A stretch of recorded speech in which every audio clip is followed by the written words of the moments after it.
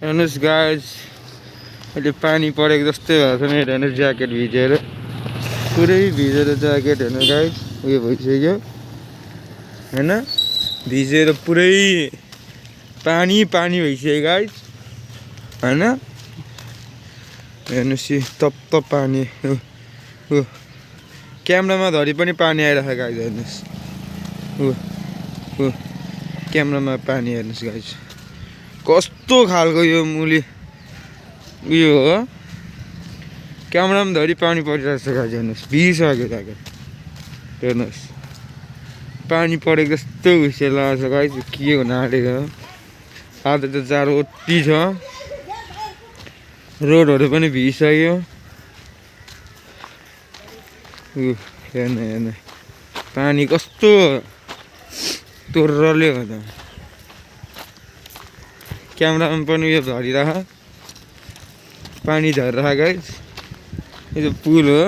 अहिलेसम्म घर जान्छ उता डुमिनार घर छ यहाँनिर चाहिँ एउटा टाढोसँग छ अहिले त्यो घर जाँदै हो गाइज होइन जरा पानी देखाउँछु तपाईँहरूलाई अगाडि गएर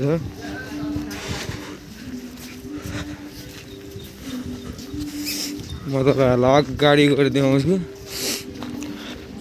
यो त रोड हो यहाँ ठलेसरहरू पनि छ एक्सट्रेक्टर छ त्यहाँबाट मान्छे पिया हेरेर हेर्नुहोस् गाइस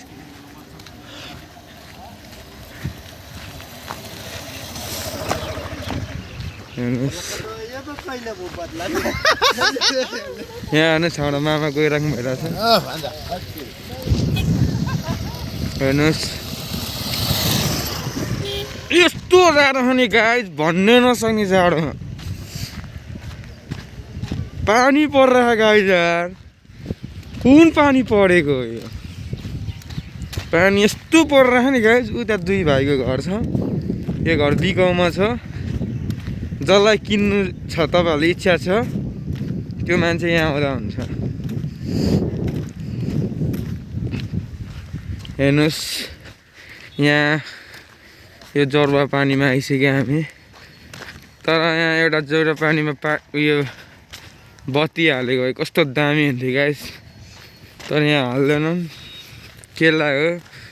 दामी हुन्छ नि त उज्यालो हुन्छ यहाँबाट एउटा लगाइदियो भने मुनि उज्यालो हुन्छ नि गाई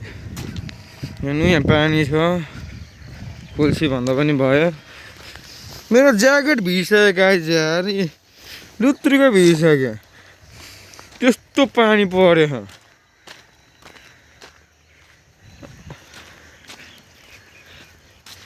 यो चाहिँ भयो यहाँनिर चाहिँ लेखेको थिएँ गाइस मैले किडिदिएको यो नो राइडिङ भनेर लेखिदिएको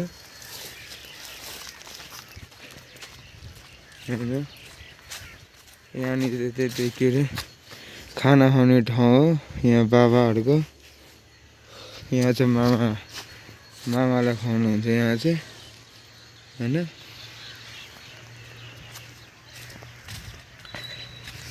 हेर्नुहोस् देखाएको छु तपाईँहरूलाई